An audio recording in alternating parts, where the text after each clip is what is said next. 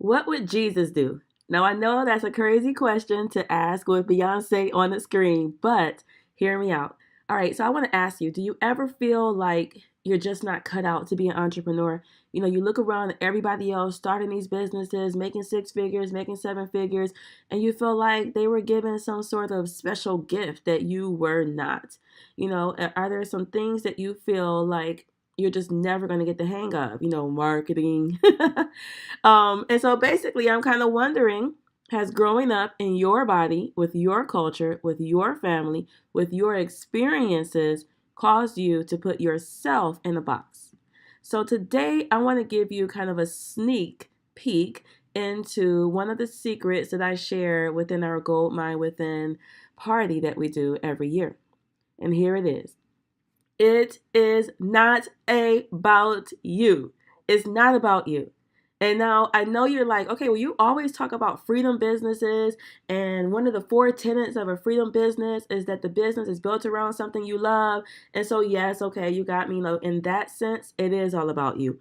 But one of the ways that I find people self sabotage is to box up their current skills and their current shortcomings and carry them into their new business. That will kill your business before you even start. So, how do you overcome that? And I think this is the big question. So, one of the most powerful ways that I found to do so is in the beginning to create an alter ego. So this alter ego should channel all the skills, the personality traits, the boss lady moves that you think all those special people have that you don't have.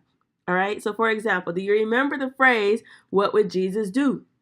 You used to see all these like bracelets and stuff, WWJD, so it became really popular in the 90s, and it was like a personal motto for Christians and really like everybody to remind themselves to act like Jesus in all aspects of life. So somebody stole your lunch at work and you really wanted to go knock them out, but instead, you stopped yourself. You looked at your wrist and were like, what would Jesus do? So I'm not going to do that. Your old friend caused you to gossip about somebody and she ain't right. But you paused, you asked yourself, all right, what would Jesus do? And then you went about a new direction. So basically, it was to remind you to adopt the persona of Jesus, right? To overcome the shortcomings of yourself. But what about it outside of religion? So here we got this girl, Beyonce, right? So, she's focused, she's diligent, she's a superstar. Well, she created the alter ego of Sasha Fierce. And in her own words, she said, okay, I have someone else who takes over when it's time for me to work and when I'm on stage. This alter ego that I've created that kind of protects me and who I really am.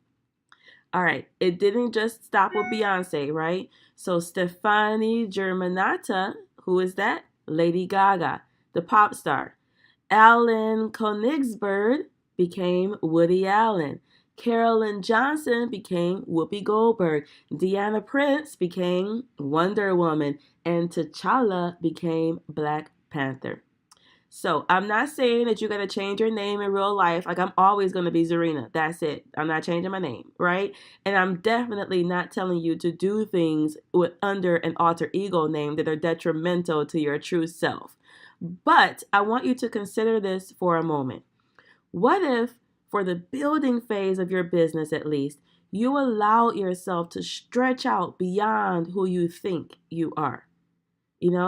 What if you made up a name or alter ego or a persona that you keep dear to yourself, and anytime you need to do something that you are afraid of or that you think you can't do or you feel really weird about, you push yourself into that persona and imagine that person doing it instead.